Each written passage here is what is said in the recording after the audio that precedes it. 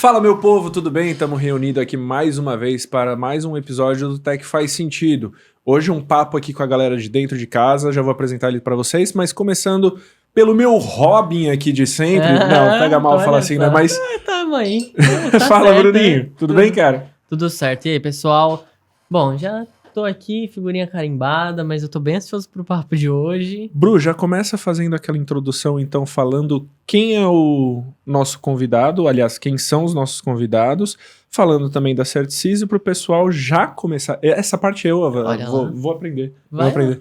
Já convido você para já deixar seu like aqui no vídeo. O conteúdo de hoje tá bem fera, vocês têm acompanhado outros episódios, né? Então já deixa o seu like, compartilha esse vídeo que hoje vem um assunto bem tech por aí, digamos aí. Hoje sim. Hoje então fechou. Tá uma coisa chique, com duas pessoas incríveis aqui da empresa, sendo uma delas o nosso head de cybersecurity. O nome é muito grande, né? Me ajuda a lembrar. Que eu já cybersecurity, compliance, cloud também. Cloud, isso aí. Mas a ordem, assim, eu confesso que eu também às vezes me perco. Então, na verdade, é isso aí. Vamos então, deixar com ele mesmo, Carlos Eduardo Custódio, apresente-se, por favor. O famoso Cust. Quando a gente fala de Cust aqui no podcast, é esse cara aí. É ele.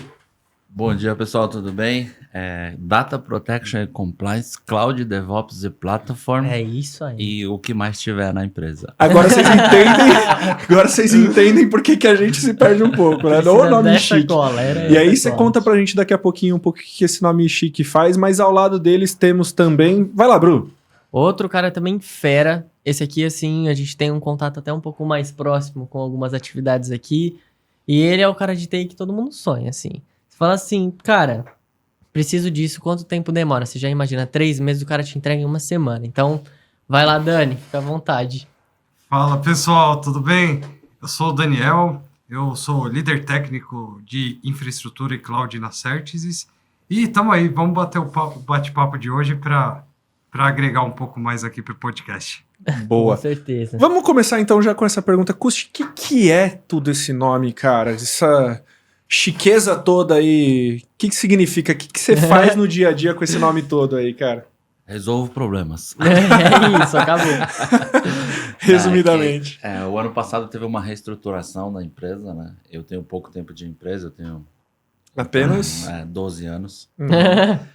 E teve 2 BUs que os diretores passaram para eu gerenciar, né? Então eu virei head da parte de Data Protection e Compliance, que faz toda a parte de segurança, né, da empresa e também dos produtos para os nossos clientes, e também assumir a parte de Cloud, DevOps e Platform, que é essa parte de produtos em nuvem, né, segurança em nuvem. Também falo muito de DevSecOps, então eu foco muito em segurança nessas duas BUs, né, e também tem a parte da TI também. Boa. Então, de uma certa forma, são esses produtos de segurança e Cloud. E aí, falando de Cloud, temos aqui Dani, que vai nos começar já trazendo. Dani, por que as empresas estão migrando para Cloud, cara? Excelente pergunta. Bem, o legal da Cloud é que a gente pode colocar que é como se fosse igual uma conta de energia elétrica, né? Então, imagina assim, né? Hoje eu tenho meu data center on-premise e eu tenho que deixar ele ligado 24 horas por dia. Não dá para eu desligar uma storage, não dá para eu desligar uma máquina virtual para outra entrar no lugar, né? Então, a gente pode fazer essa semelhança igual, por exemplo, a nossa conta de casa, né? A conta de energia elétrica que a gente paga em casa. Lá em casa, se eu estou usando a luz, eu estou pagando para a minha operadora de energia elétrica, né? Se eu desligar, eu não pago mais essa energia. E na cloud isso ocorre muito. Então, se a gente dá o exemplo mais clássico de máquinas virtuais dentro da cloud, eu liguei a máquina, eu começo a ser bilado, começo a ser cobrado por hora. E se eu deixar ela desligada, praticamente meu custo é quase zero em cima daquela máquina virtual que está alocada na cloud. Então esse é um grande fator aí que as empresas utilizam, né? Essa parte de liga-desliga, né? Poder economizar custos no decorrer das 24 horas do dia. E também a série de recursos que os cloud providers dão para as empresas para poder agilizar o desenvolvimento das suas aplicações. Tem um lance da disponibilidade, assim, também, né? Porque, enfim, vou falar pelo lado de experiência de usuário mesmo, esquece B2B, vamos focar ali no usuário. Eu, quando preciso acessar algum arquivo ou tá num pendrive ou tá numa nuvem, digamos assim, né? Ou tá num hardware ou tá por aí. Tem o lance da disponibilidade também de você precisar e ter tudo de fácil acesso, digamos assim. A cloud também traz essa vantagem?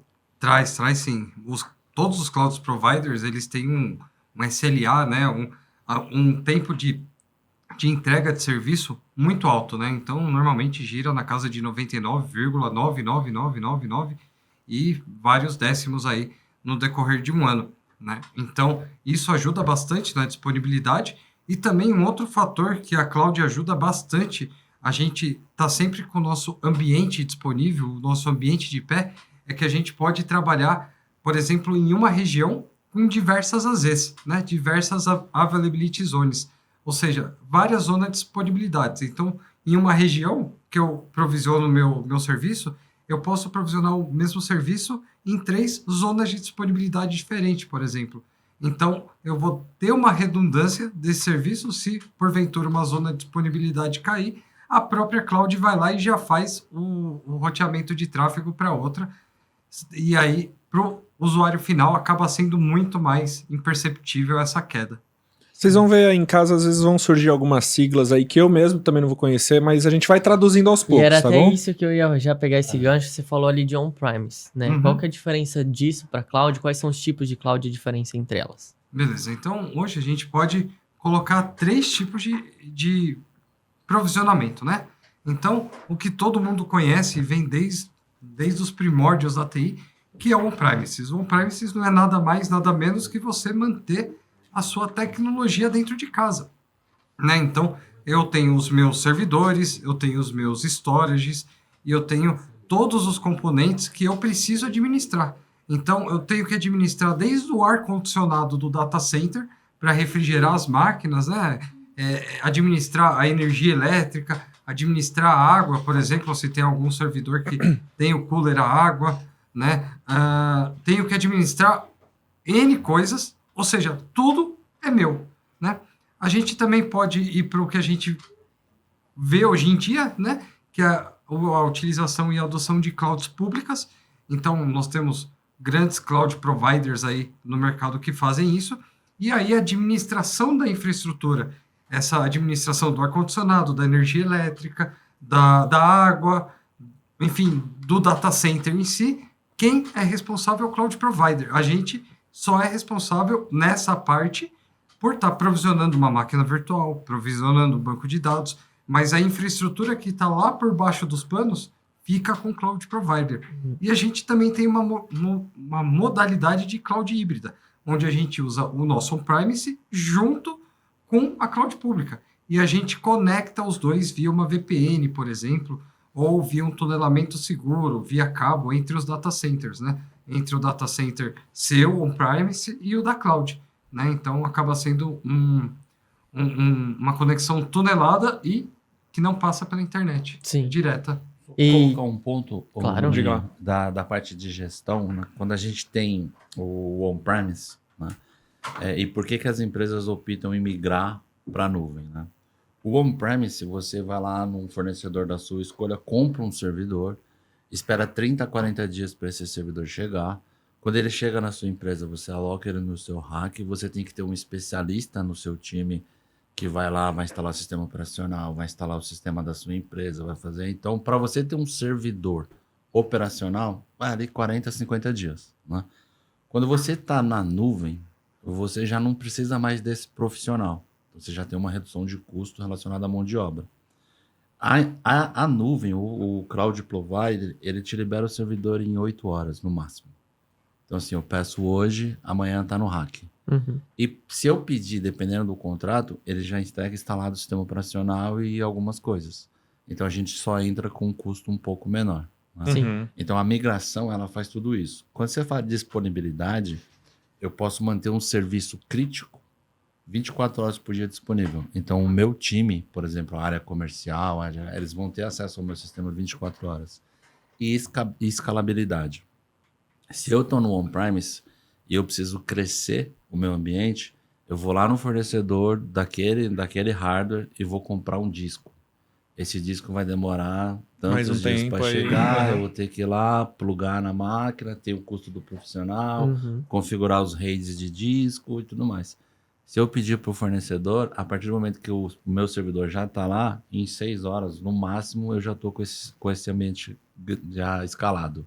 Né? Então, quando você decide optar pela nuvem, é questão de custo, que você vai reduzir muito os custos, escalabilidade e disponibilidade. Sim. Que isso você tem um ganho financeiro muito grande. Né? E quando você tem esses tipos de nuvem, por exemplo, como o Daniel bem citou, você tem a pública, né, onde você tem a sua máquina lá no provider e você faz a gestão dela. Né? Nesse caso, você tem a parte de ter a sua equipe ainda gerenciando. Você tem a privada, onde esse provider ele reserva uma parte do sistema dele ali, do hardware dele, só para você. E aí você pode fazer a gestão ou ele faz a gestão. Mas é privada, só você tem acesso. Você tem a híbrida, onde você tem o on-premise e a nuvem, ou você tem uma privada mais a pública. Então, o que as empresas fazem? Aí eu coloco o meu sistema crítico, por exemplo, o meu sistema de vendas na privada, e eu coloco os outros sistemas na pública. Isso também dá uma redução de custos para nós. Uhum. Então, migrar para a nuvem é sempre pensando em custo, escalabilidade e disponibilidade. E até pegando o gancho dessa pergunta assim, Guxi, qualquer empresa hoje pode estar na nuvem ou algum modelo de negócio precisa se adaptar para ser uma nuvem híbrida? Como é que funciona? Qualquer empresa pode estar na nuvem. Só que o que a gente faz é apoiar as empresas a decidir qual tipo de nuvem. Uhum. E se é vantajoso para ela estar na nuvem também. Mas Sim. assim, qualquer uma pode estar. Tá? Uhum. E aí ganhar assim, com custo, escalabilidade e disponibilidade. Sim. Mas tem empresas que optam em talvez deixar o sistema crítico no on-premise e colocar na nuvem só o que o pessoal mais usa, Uhum. onde eu tenho acesso diferente, porque além de ter toda essa parte de infra, né, a gente falou do on-premise, aí para ter uma disponibilidade eu teria que ter 2 a 3 links de internet para as pessoas poderem chegar no on-premise. Isso o fornecedor do provider já tem. Uhum. Então tem todos esses custos, mas qualquer empresa pode estar na nuvem. Legal. Fora essa parte de custos e timings aí que você compartilhou, Cost, quais vocês veem que são os principais desafios para as empresas que tomaram a decisão de migrar para a nuvem? Assim? Por onde começar? Enfim, eu queria ouvir um pouquinho de como dar esse roadmap assim, para de fato transitar. O bom é que você tem aqui duas visões, né? A minha visão é aquela do planejamento, a parte da gestão. Então eu vou fazer um estudo de quem vai me dar o menor custo, né? E quais sistemas eu vou migrar. O Daniel já entra com a parte de infra. Né? Então ele me ajuda muito na questão de qual provider que tem a melhor infra, a maior disponibilidade. Se eu vou colocar num provider que a alocação deles é no Brasil, ou se é nos Estados Unidos, ou se é na Europa. Então, essa parte de custos ele me ajuda muito nessa parte. Ele pode falar do desafio de infra. O desafio de gestão é sempre estar dentro do menor custo e decidir quais os sistemas que eu vou migrar. Se eu vou migrar uma parte crítica, se eu vou migrar todo o sistema, se eu vou migrar o crítico para o privado ou para o público, ou se eu vou usar uma híbrida. Aí a gente tem sempre um alinhamento para definir qual que a gente vai fazer. Perfeito. Pelo lado de infra, Dani? Pelo lado de infra, eu acho legal sempre as empresas pensarem em fazer uma landing zone, né? Ou seja, preparar o terreno para receber as aplicações ou a própria infraestrutura que ela vai migrar. Porque eu gosto sempre de falar que não existe migração existe. Você migra do jeito que está para a nuvem. Não existe, você vai ter que fazer adaptações. Né? Mesmo se você tirar da nuvem para o on-premise, você também vai ter que fazer uma série de adaptações e vai ter que fazer uma landing zone, vai ter que preparar o terreno no on-premises também. Né? Então, esse é o principal desafio. Porque se você faz uma landing zone bem feita, você tem uma infra robusta, uma infra, às vezes, que não é tão cara na cloud, e também você já entra com as principais práticas que os cloud providers falam, que é o Well Architect, que você planeja bem Começamos feito. com uma sigla aí, que vai lá, que é isso aí? Vai lá. Isso, o Well Architect, os cloud providers têm essa sigla, que eles colocam as boas práticas de como você construir na nuvem, né? Então, a AWS tem de um jeito, a Azure tem de outro, a Google tem de outro. Então, Legal. claro, são boas práticas parecidas, né? Em cada cloud provider, claro, cada um tem a sua boa prática, mas o interessante é, na nuvem, a gente fazer essa landing zone, já prepara o terreno para infraestrutura, para segurança, para custos. Uma coisa muito legal, e aí puxando o gancho que o Custódio falou, da parte de custos, da parte de FinOps, é a gente taguear nosso ambiente, né? Isso ajuda muito a gente verificar quais são os custos, quais são os principais oneradores da nossa infraestrutura que está cobrando. Então, eu posso fazer uma tag assim, por exemplo, eu quero saber se meu ambiente de desenvolvimento, qual é o custo dele. Então, eu posso fazer uma tag ambiente igual a desenvolvimento. E aí, depois eu consigo ir na parte de billing desses cloud providers e puxar um relatório de quanto esse cara me custa. E aí eu começo a ter uma gestão granularizada da minha parte financeira. Então, essa landing zone, esse El Architect aí que a gente falou, ele vai muito além só de você colocar a máquina lá e travar as portas lá de SSH ou de RDP. Vai muito além disso. Então, a gente tem que preparar o terreno para ir para a cloud. E aí que aí a gente começa a ter uma adoção de cloud legal e utilizando o poder que cada cloud provider nos dá. E, cara, assim, a gente tá falando muito dessa parte ali de bastidor, mas pro usuário, na hora de usar, é a mesma coisa. É a mesma coisa. Não muda nada. Nada. É totalmente transparente. E, assim, pensando na relação B2C, ali, o contato mais próximo que eu acho que a gente como usuário tem da nuvem é tipo o Google Drive ali, que você sobe seus arquivos. O que as empresas costumam usar para utilizar a nuvem? Assim, o que eles colocam lá? Que tipo de aplicação que tem? Legal, excelente pergunta.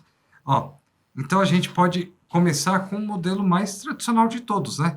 Quando a gente fala de migração as-is, de novo, que eu vou colocar até entre aspas. Como é que eles falam? É easy to list, né? Easy to snip, uma coisa assim, que é só pegar e colar lá. Não existe isso, Não mas vira. assim, se a gente falar de uma migração as-is, o cara tirando lá do data center dele, de como ele já usava para nuvem, a gente coloca lá, começa a usar o usuário, final de cloud, ele começa usando a máquina virtual. A gente também pode, depois, pensar em containers, né? Hoje, os cloud providers têm containers serverless. Serverless é um tipo de arquitetura dentro da cloud que a gente não precisa administrar aquela máquina, né? Então, a gente só cuida da aplicação, do nível aplicação, ou nível sistema operacional no nível mais baixo possível, e não em alto nível, igual uma máquina virtual, né? E também a gente pode estar trazendo o nosso banco de dados, né? Que é o que as empresas começam a fazer. Começam a trazer as máquinas virtuais, os bancos de dados para a cloud, e aí depois já começam a ter uma adoção mais de cloud native, né? Já começa com container, começa com escalabilidade automática. Claro, no on-premise também dá para fazer escalabilidade automática, mas é mais difícil, é mais trabalhoso você fazer isso, tá? Exige mais configurações. Então, o poder que a cloud dá para a gente, principalmente de infraestrutura hoje, pensar em questões estratégicas para o negócio, né? De como eu otimizo custos, de fazer uma aplicação de infraestrutura que possa ajudar o negócio, é muito melhor. Hoje, por exemplo, eu tenho muito mais tempo em pensar no que eu posso fazer para melhorar a Certesys e os clientes que a gente trabalha, do que simplesmente ficar fazendo patch de sistema operacional, subindo máquina virtual, né? Então, tudo isso nos ajuda hoje. E... Vai lá. Para você, tudo isso é transparente, tá? Você abre uma tela, né? E navega na tela para esses seus dados. Por trás dessa tela tem tudo isso que ele falou, containers, sistemas e tudo mais. Mas para o usuário final, mesma coisa. é transparente. Bruce, segura aí que eu vou fazer uma exposição de bastidores aí, mas guarda a sua. Quando a gente foi refazer nossa intranet, né, teve um ponto que foi bem interessante que a gente conversou com o Dani de como estruturar isso aí, né? E aí ele falou, cara, de novo, como o Bruninho começou ali, ele falou, 3 dias, né? E aí foi engraçado porque eu acho que a maior parte do que ele fez de fato foi o planejamento para depois ali falar, cara, a execução é o mais rápido aqui, digamos assim. E aí ele falou de containers, falou, assim, pessoal, peço desculpas até porque eu não sou essa pessoa técnica, mas quando ele trouxe essa explicação para mim, eu falei, bom, é o especialista, não vou eu falar para ele como eu passo minhas necessidades e ele trouxe como poderia ser, né?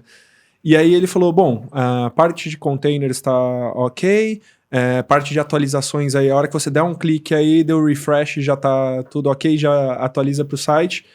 E eu, como usuário assim da nossa intranet, hoje eu percebo que está muito fácil de mexer e muito seguro, que é o que a gente mais precisa ali para nossa intranet rodar bem. Além né? de rápido, né? Se Além a gente de rápido. precisar fazer uma atualização em 5 segundos, não Exatamente. Como eu disse, é um refresh ali já foi, né? Então, de fato, a gente percebe como usuário, mesmo quando a gente está falando de uma plataforma B2B, enfim, mais robusta, coisas do tipo, a gente percebe a velocidade, agilidade e escalabilidade de todos esses processos que estão escondidos aí, como você disse. E apesar de ser meio suspeito pra falar, eu acho que essa é uma das partes mais legais do nosso trabalho, assim, com os clientes. Que a gente entende a necessidade e faz de um jeito que não é técnico, não é aquela coisa que, tipo, tô entendendo nada, não quero mais, sabe? É uma coisa que a gente, de fato, tá ali como um parceiro, né? Sim. Um parceiro de TI, isso é muito legal. Mas aí vocês dois tocaram num ponto muito importante. Tem uma palavra que você falou que é a chave do sucesso: planejamento. Planejamento. Hoje em dia, a gente muitas empresas perderam esse hábito de planejar. Então eu pergunto para você, o que você deseja? Eu quero uma intranet. Eu vou lá e já saio fazendo. Toma. Né? Toma. Aí eu te entrego uma coisa que você não pediu, que você não quer, que você não vai usar. Sim. Né? O que a gente faz aqui na Certsys, e isso a gente conversa com todos os consultores, tem que fazer isso, é entender a necessidade num bate-papo informal. Uma conversa como essa, a gente pode já sair daqui com alguma coisa, entendeu? E planejar. Então, assim, você gasta 1 dia, 2 dias planejando, executa em 6 horas. Sim. Senão você sai fazendo e faz 40 horas e não tem um produto bom, entendeu? Sim. E Deveria ter sido feito, né? O segredo é planejar, entendeu? Sim. Isso eu prego isso até para minha vida pessoal. Se você planejar, o resultado é bom. Perfeito. E a internet está muito boa. De nada. Fábio, de Obrigado. nada. É assim, uma coisa legal que a gente, por exemplo, fala da intranet da Certs, né? Que pode ser uma aplicação muito simples, mas a gente usou todo o poder da cloud e se a gente for ver hoje, não tem nada de infraestrutura lá. Nada. Porque a gente está hospedado na AWS. Não, mas a gente espera.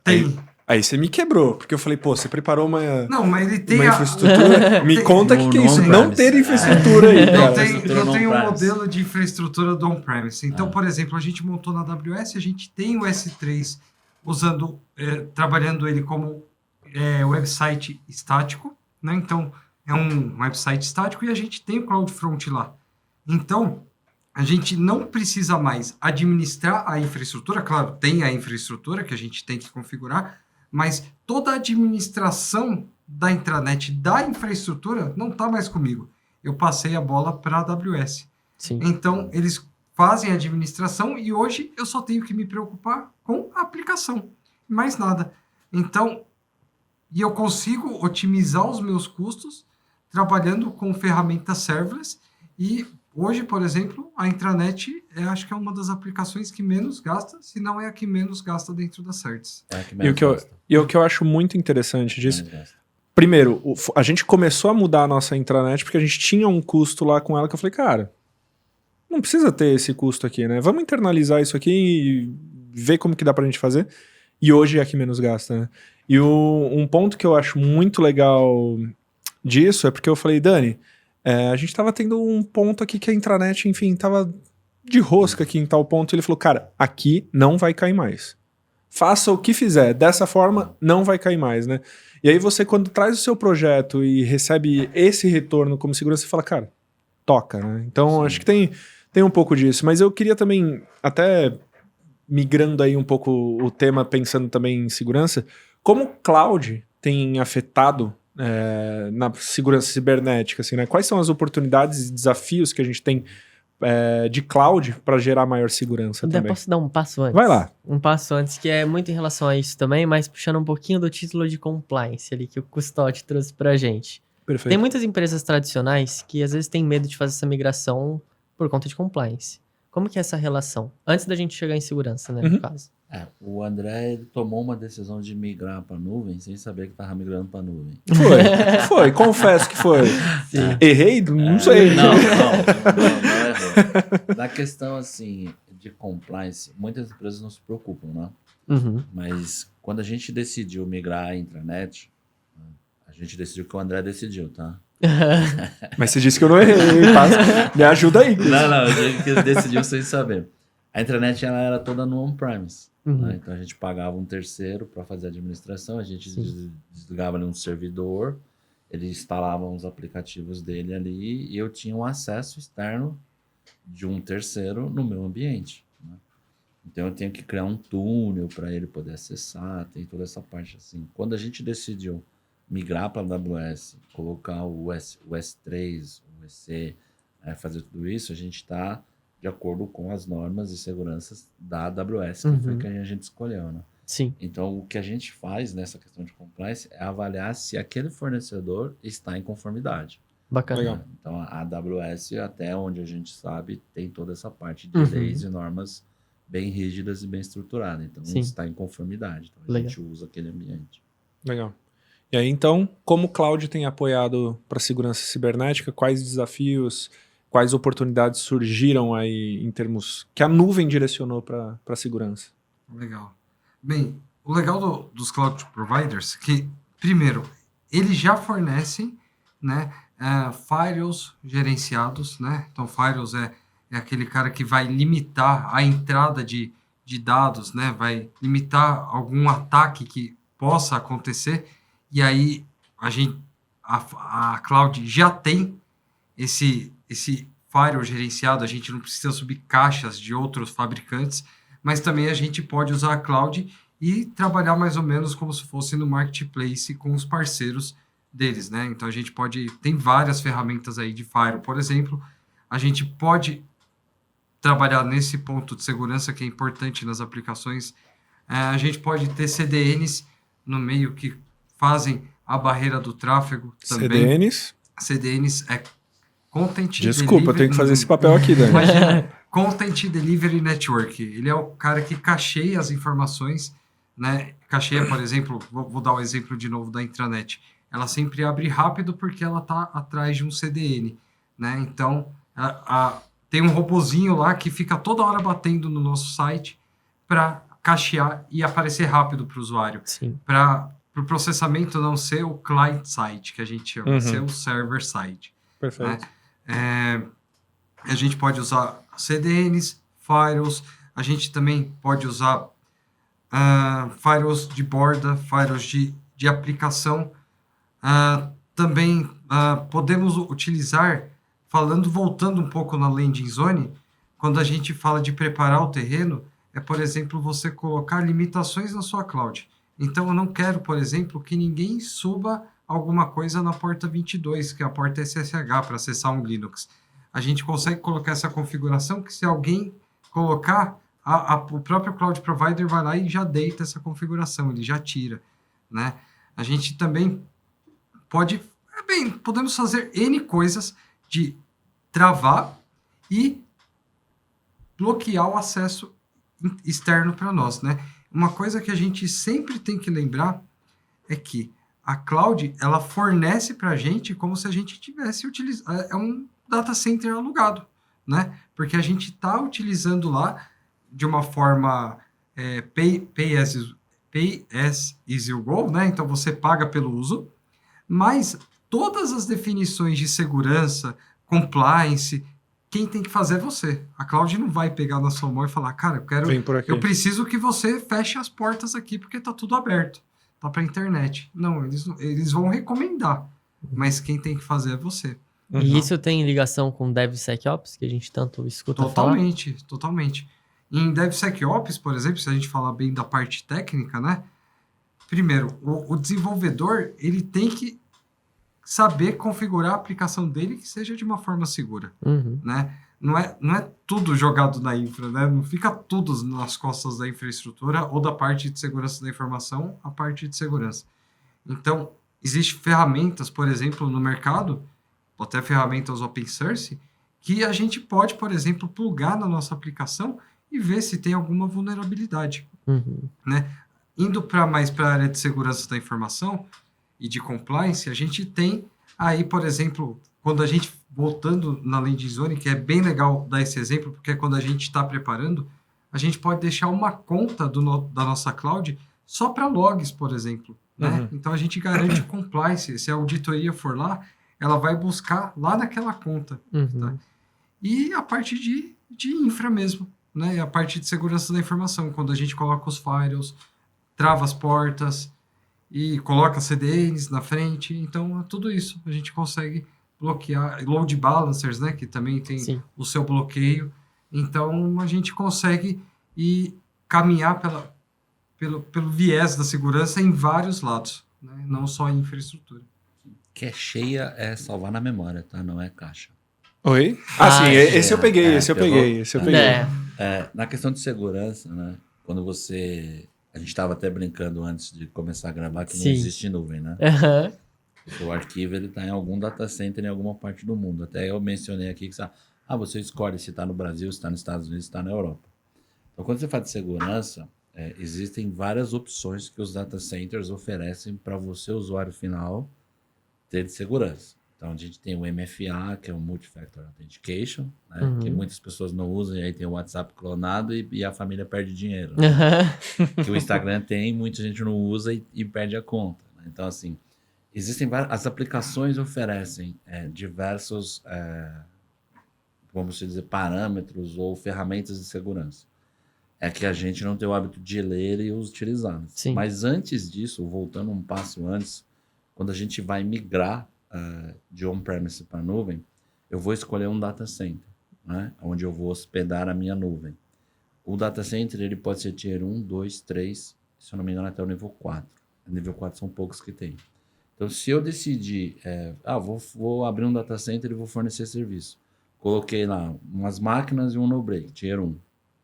Né? Então, quanto maior o tier do data center, e maior conformidade, compliance com normas ele vai ter. Sim. Então, para ele migrar de 1 para 2, tier 1 para 2, ele tem que ter algumas certificações, onde ele tem que ter a fonte de água renovável lá para poder ver os ar-condicionado deles. Eles têm que ter talvez uma subestação de energia para poder não faltar energia no data center. Ele tem que ter disponibilidade de links, então ele tem que fazer fornecedores com tudo isso. Então, quando a gente fala de segurança da informação, ela é muito ampla. Né?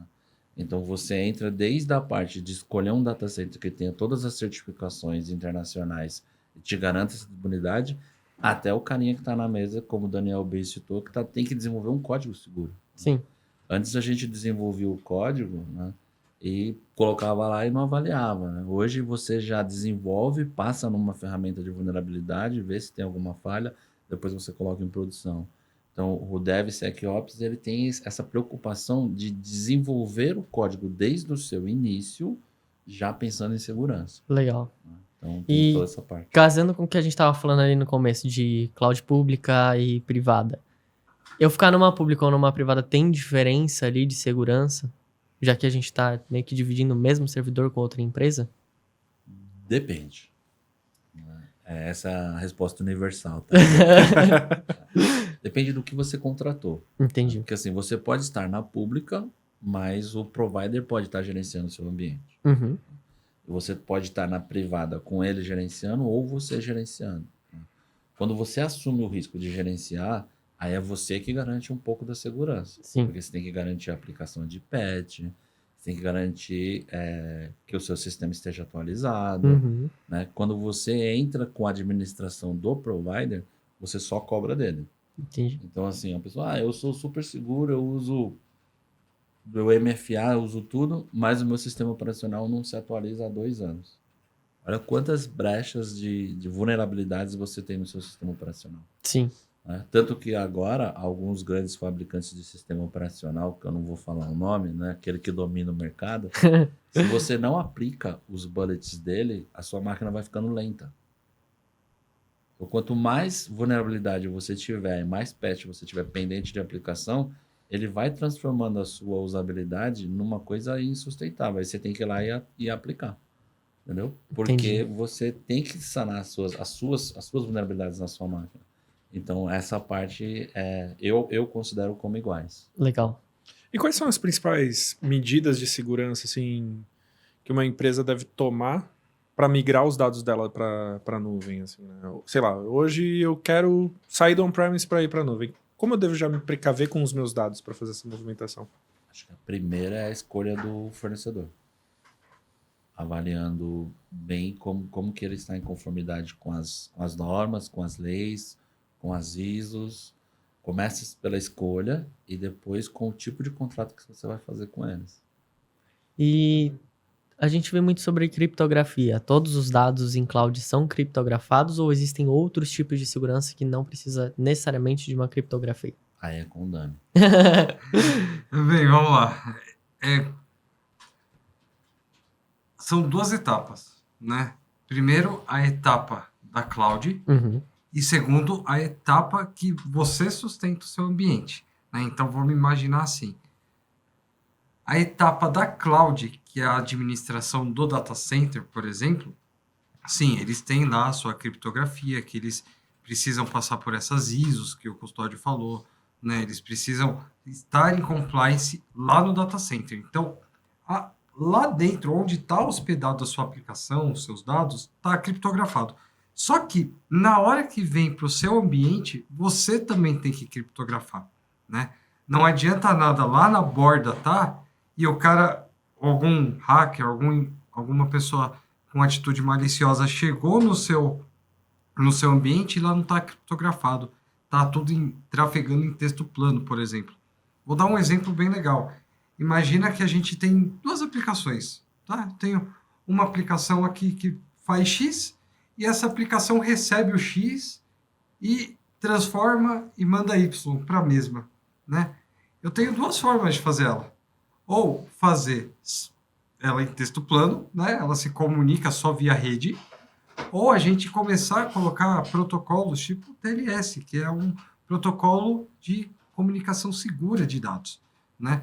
Então, e aí, a hora que alguém for interceptar, ou a hora que alguém for lá no pacote que você está passando para aquele outro ambiente, a hora que ele bater e tiver o TLS, vai estar criptografado. Uhum. Claro, não é infalível, né? O cara pode descriptografar isso, mas com certeza já vai ter uma grande complexidade aí para o cara ver o que você está mandando de um lado para o outro. Sim. Então, são ambos os lados. Tanto quem dá o data center, dá a cloud para você alocar os seus dados e você também garantir o seu lado de segurança, né? Então, é todo um conjunto. Não adianta um lado só.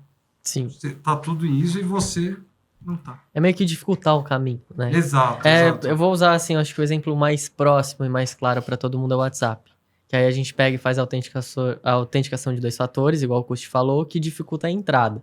Mas se entrar por algum motivo, todas as conversas são criptografadas. Então fica difícil de ler também. Sim. Então acho Mas o que seu WhatsApp tem a biometria? tem. Você já tá mais safo Mais em segurança. seguro, mais seguro. Porque às vezes as pessoas autenticam, fazem a dupla autenticação Uhum. para poder acessar uma vez. Só que Sim. aí você abre o celular e ele abre direto. Sim. O Uhum. meu WhatsApp, por exemplo... Toda vez que você loga... Toda vez que eu logo, eu tenho que É pôr no isso. dedo. Exato, eu tenho isso também. Que isso aí dificulta. Sim. E... Vai lá, né? Manda aí. Não, eu tava pensando aqui... Eu vou mudar um pouquinho pra peça de trás do computador, tá? Vou tirar a parte técnica aí. Essa é a principal vulnerabilidade. E é aí que eu quero chegar, Kusti. Recentemente, em 2022, teve um ataque a dados, né? Que diversas empresas grandes foram afetadas, e mais de uma vez até, né? E eu soube de um deles que, na verdade, não foi uma invasão. Foi basicamente um cara que trabalhava numa consultoria que, quando foi demitido, ele tinha os dados ali de clientes e pegou e vazou esses dados, que eram e-mail, telefone, coisas do tipo, assim. A maioria desatualizados, né? Já não era mais aquele... Sei lá, aquele e-mail não era mais daquela pessoa que trabalhava naquela empresa, né?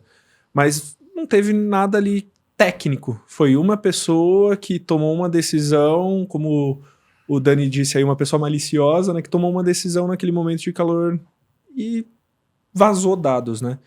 Então, tem um lado técnico que a gente já conversou bastante aqui, mas tem um lado pessoal também, né, de capacitação. Como que a gente treina as pessoas para evitar que esse tipo de coisa possa acontecer também? Cara, e quando você fala em segurança da informação, é um tema que o pessoal critica muito, né? Porque quando você começa a aplicar a segurança da informação, você de uma certa forma começa a incomodar o usuário. Então, por exemplo, é comum as pessoas chegarem para mim e falarem assim, pô, Custódio, eu tenho que trocar minha senha a cada 42 dias. Né? Deixa aí sem eu trocar minha senha. Eu já quero- não tenho mais criatividade, Custi. Eu quero ficar 20 anos na empresa e eu não quero trocar minha senha. Uhum. Isso é uma vulnerabilidade. Sim. Né? Porque você vai Sim. estar com a mesma senha um tempão. Né? Essa parte que a gente tem, que envolve muito o lado do usuário, a gente chama de engenharia social. Né? Você pode ter os melhores sistemas, mas você tem um ponto falho que é o ser humano. Né? Um consultor que, insatisfeito com a demissão, foi lá e vazou dados. Né? Sim. Evitou o trabalho de muitos hackers que talvez quisessem entrar nessas empresas. Mas você tem, por exemplo, pessoas que falam de coisas do trabalho, inclusive senhas e acessos, num restaurante. E na mesa do lado você pode ter alguém mal intencionado. Né? Então, o que as empresas fazem hoje? Existe uma política muito forte de divulgar a política de segurança da informação. Existe empresas que fazem games de conscientização de segurança da informação. A Kaspersky, Kaspersky. nunca sei direito o nome, é russo, né? Então, Uhum. é só falar gritando, Kaspersky. Ela, por exemplo, tem uma gamificação, onde o usuário entra e faz uma trilha para se conscientizar. Né? Legal. Um dado interessante que eu sempre divulgo assim, os ataques de ransomware prejudicaram 20% de perda de dados. Sim. Então, 25%. O usuário deletando indevidamente arquivo, 20%. Então, a diferença entre o ataque de ransomware e o usuário é de 5%. Uhum. Né? Então, o Exato. usuário ele tem que ter muito conscientizado. Só que assim, a gente tem um problema que é o turnover. Né? Então, hoje em dia, o mercado aquecido, as pessoas trocam de trabalho muito forte. Então, você tem que fazer um trabalho muito forte de conscientização. Né? Conscientização do porquê a segurança da informação é importante. Por que mesmo estando numa empresa, no seu departamento de marketing lá, você, ao sair da sua máquina, você tem que travar a sua tela? Né? Porque do departamento do lado não é marketing. Então, você pode ter alguém mal intencionado. Sim. A gente nunca sabe de onde vem o ataque. Né? Uma coisa muito comum em engenharia social. Qual banco você não tem conta? Que eu não... Que você não tem conta. Tem um vermelho aí, por exemplo, Isso. que eu não tenho conta. Aí você recebe um e-mail com o logo desse banco vermelho falando que você tem que cadastrar seus dados para receber um benefício. Você clica? Não. Mas tem gente que clica. Sim. Entendeu? Então, E assim, é idêntico, né? E aí, quando você clica naquele link, vem lá um softwarezinho que os técnicos desenvolvem, baixa um malware, tá na sua máquina. E aí o ataque não acontece nesse momento. Né? Ele começa a abrir porta para que a pessoa mal intencionada entre na sua rede e comece a navegar pela sua rede para descobrir aonde está o dado que ela quer. Então, quando acontece o ataque, ele já estava na sua rede há dias, às vezes até meses. Sim. O ataque não é na mesma hora. Então, o que a gente faz é ajudar os clientes nessas ferramentas, né, de colocar armadilhas na rede, para que quando ele acessa uma armadilha, a gente fala, tem gente mal intencionada na rede, e voltar. Então, esse ponto é engenharia social. É bem pesado e cansativo, porque você tem que treinar as pessoas constantemente. E, Kushi, você frequente, né? falou do ataque de ransomware. Se eu não me engano, é aquele que, através de uma brecha, a galera mal intencionada vai lá e coloca criptografia em todos os dados e em troca pede uma graninha aí, nada barata pra te devolver isso, ou você fica sem. Bitcoins. Ok. Que não É só que não pra garantir que é rastreável. isso Que mesmo. não é rastreável. E eu lembro, eu não sei se foi em 2021 ou 2022, mas esses ataques ficaram bem fortes, né, no mercado. Acho que nos dois, né? Talvez os dois. E além desse, existe algum outro ataque, principalmente para empresas, né, B2B, não B2C, que é muito forte, que as empresas precisam tomar cuidado? Eu acho que as empresas precisam tomar cuidado de Com todas tudo. as formas, né? Sim.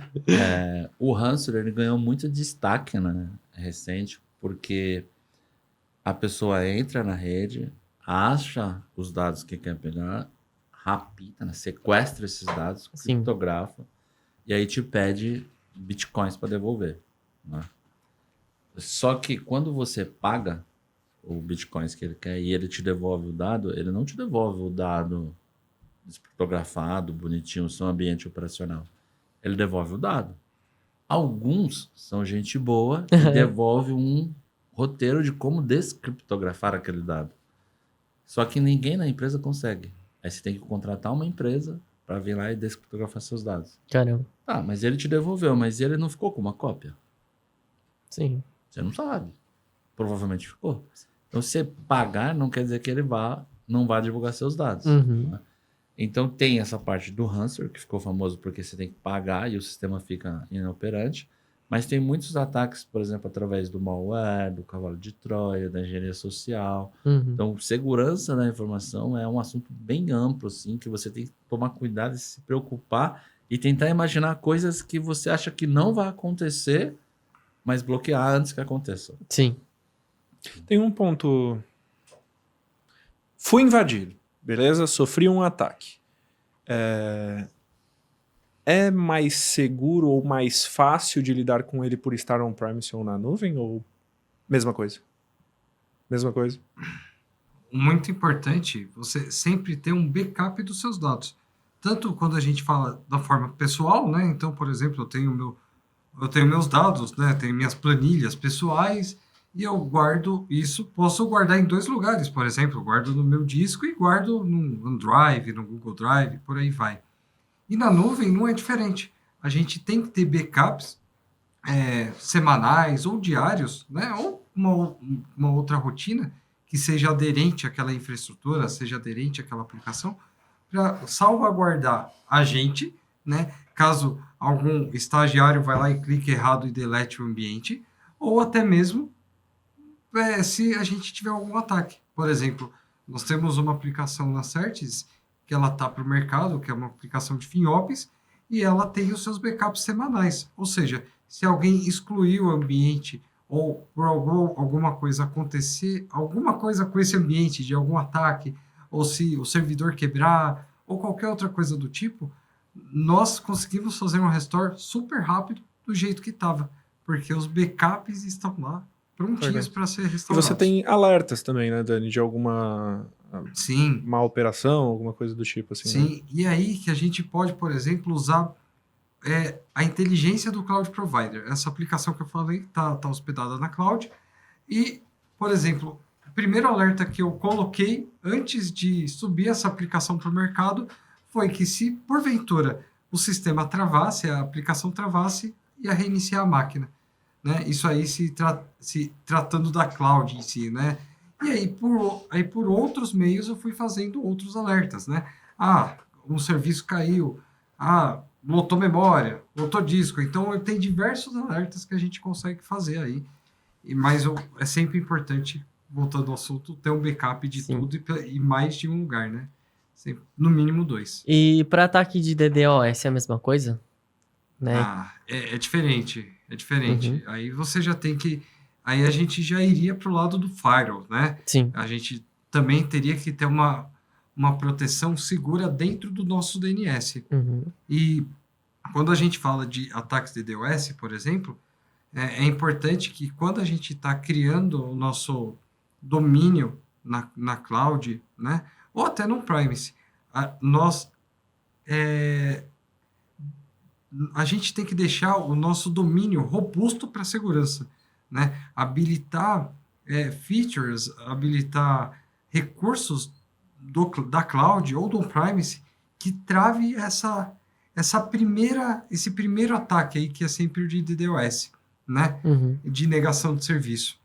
Então, por exemplo, se a gente usar bind, né? Que é o cara que é o domínio on-premise, nós conseguimos colocar uma robustez dentro do bind 9, que ele consegue travar um ataque DDoS.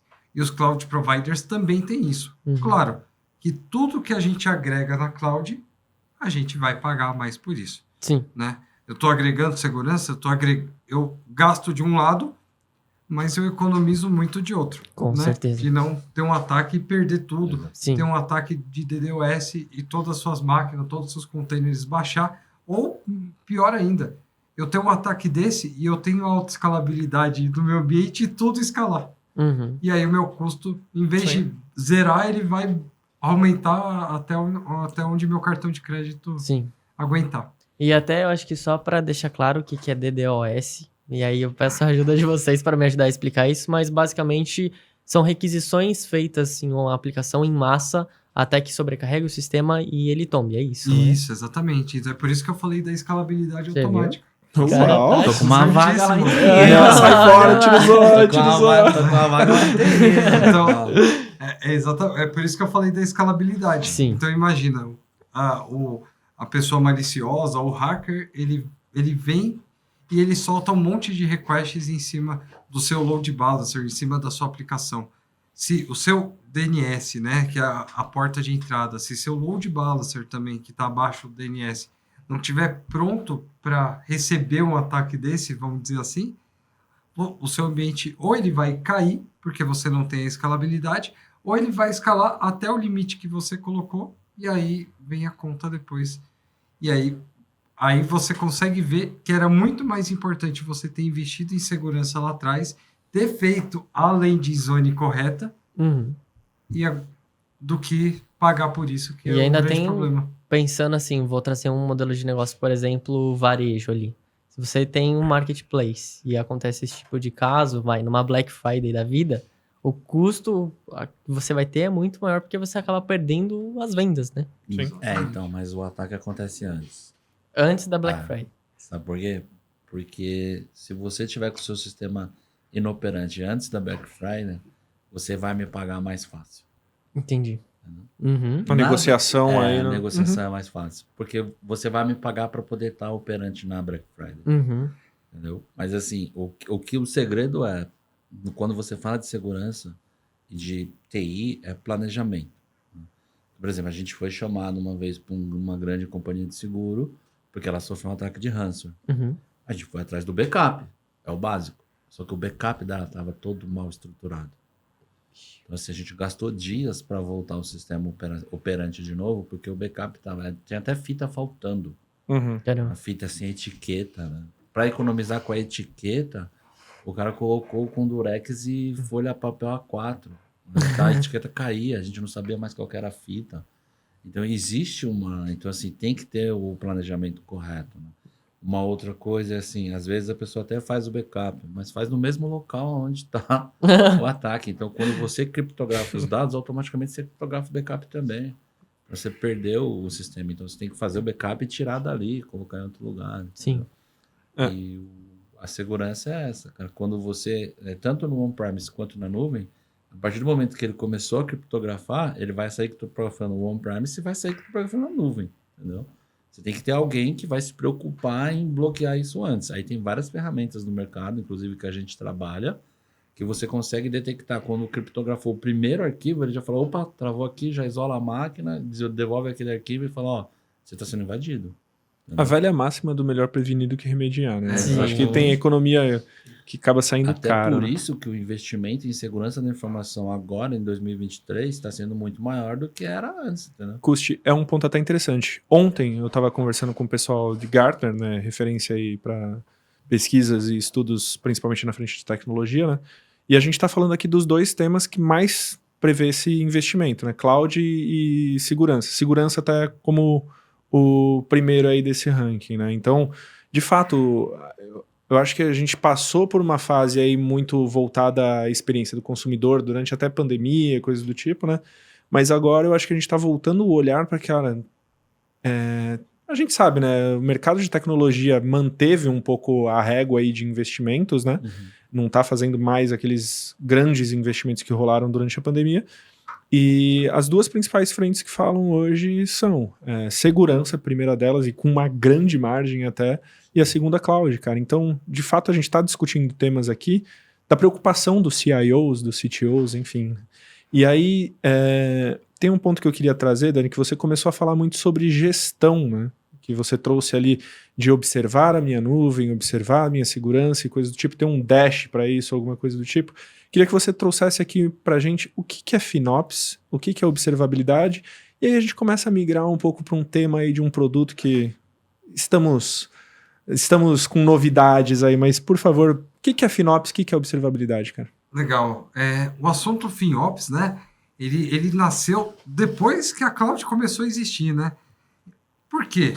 Porque parece que a cloud é infinita, né? Na verdade, tudo é finito, né? No planeta Terra. Nada é infinito.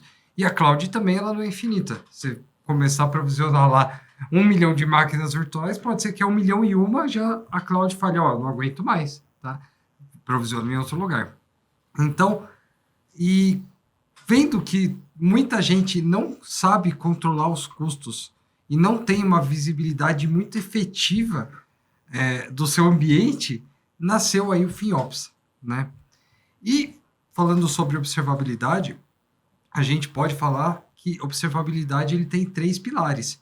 Ele tem os pilares das métricas, dos logs e do trace, né?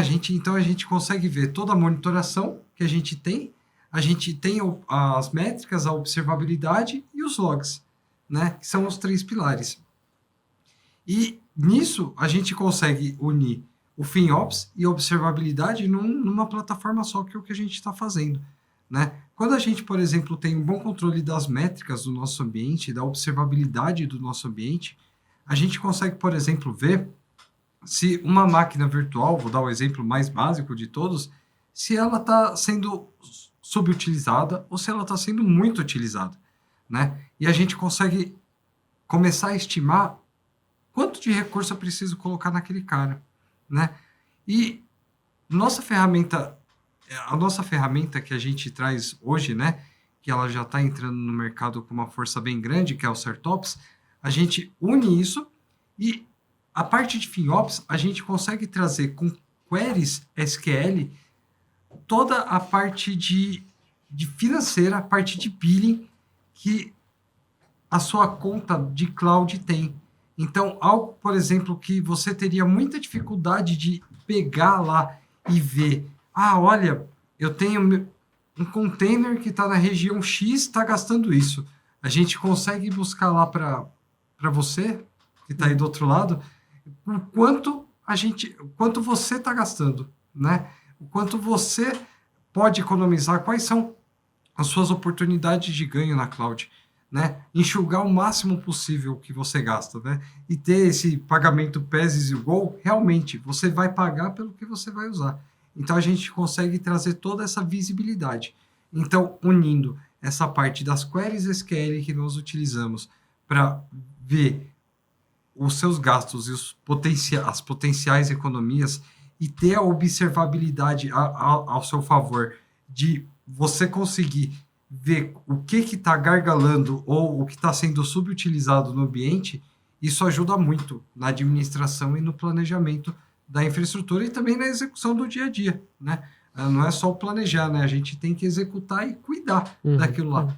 Então, essa plataforma vem nesse intuito de cuidar do que a gente tem dentro de casa e cuidar do nosso bolso também, que é o mais importante. Sim. Você já ouviu o termo time is money? Time is money. A gente tem um caso de sucesso que é bem curioso. Seguro. Né? Você vai fazer o seguro do seu carro. Quantas seguradoras a gente tem no mercado hoje? Várias. Né? E as seguradoras, elas acham que assim, quanto mais rápido for a sua resposta, maior a chance de você fechar o negócio.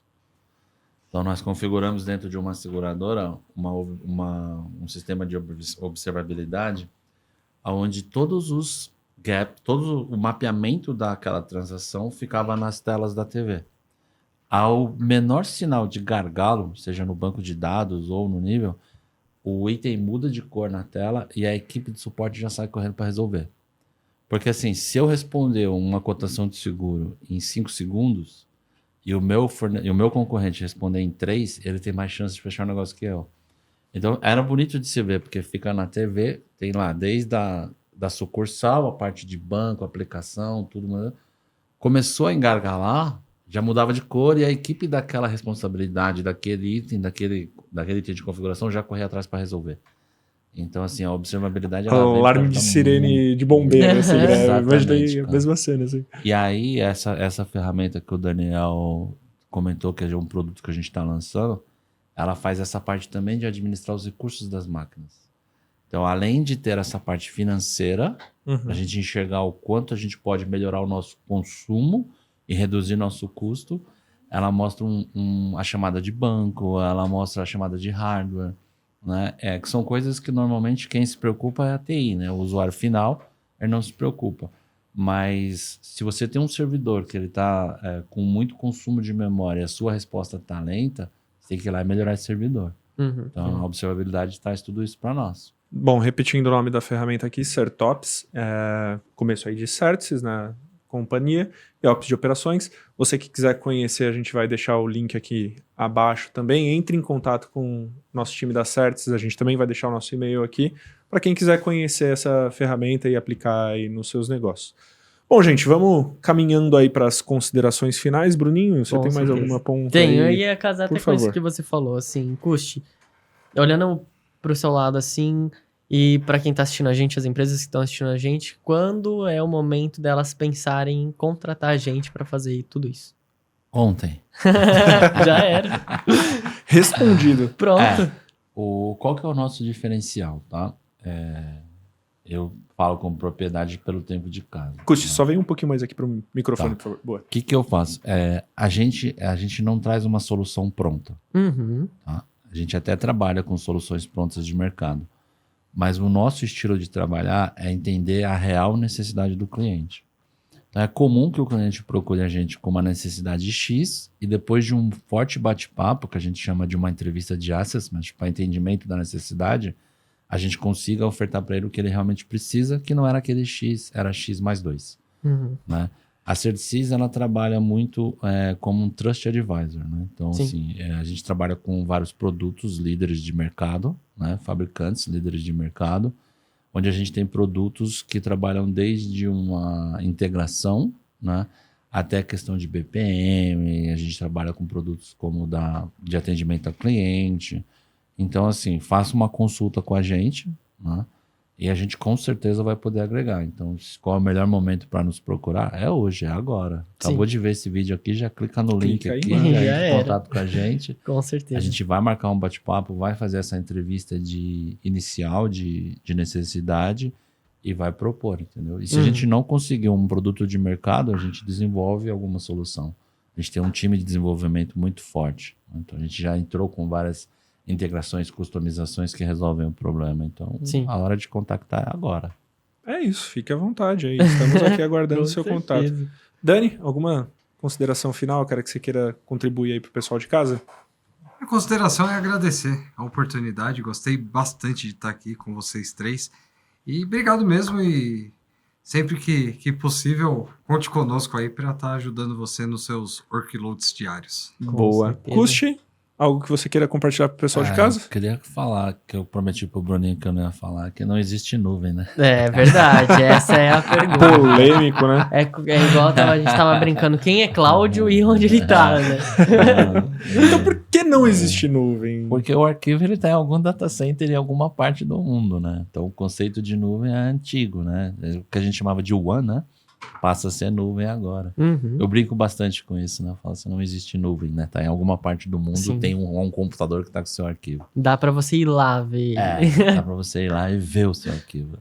Mas eu queria agradecer também o convite. Eu acho que eu gosto muito de falar de segurança, né? Eu tento sempre apresentar a segurança de uma forma mais ampla e de uma forma mais clara para o usuário final, né? Então, assim, eu gosto, por exemplo, de citar os exemplos de WhatsApp, de Instagram, para que sempre as pessoas comecem, né? Chega a na ter- pessoa. chegar nessas pessoas e atender ao público. Agradecer o convite, né? Teve outras opções, outras oportunidades que eu não pude comparecer. O homem difícil, hein? Agradecer o meu CEO que me liberou hoje. Ele não sabe que eu tô aqui. Legal. E agradecer mesmo. Estou disponível para outras participações. Com Sempre que quiser certeza. falar de segurança, a gente está aí. É um assunto bem interessante e dá assunto aí para uns 25 podcasts no mínimo. Com Boa, certeza. boa. Então vamos ter mais episódios aí, gente. Mas para você que tá aí em casa, não esqueça de deixar o seu like, nos acompanhar, compartilhar esse conteúdo, porque pode ser relevante também para quem está ao seu redor, né? Como o Kusti citou aqui, né? A necessidade é de todos e é para ontem, né? Então, Sim. que esse conteúdo possa ter te ajudado a esclarecer algumas dúvidas aí sobre cloud, sobre segurança, e é isso. Continue André, com a gente aqui, diga lá, Bruno. E tem um ponto, eu acho, né? A continuidade desse conteúdo também. Então, se você seguir a gente nas redes sociais, você pode acompanhar vários artigos, outros podcasts, outros episódios que a gente teve também com o Custódio falando de segurança. A gente tem um youtuber aqui também, que é o Exatamente. Daniel. Então, o Daniel tem um canal que ele ensina na prática todas essas coisas malucas que nós, que não é da área técnica, não entende. Ele mostra no canal dele, que a gente também vai deixar na descrição. É maluco, né? Então, obrigado. Eu não tava me sentindo sozinho, tá? Não, Mas é isso, pessoal. Valeu mais uma vez por acompanhar a gente. Confiram muitos dos outros vídeos, cortes que temos também aí no nosso canal. Valeu!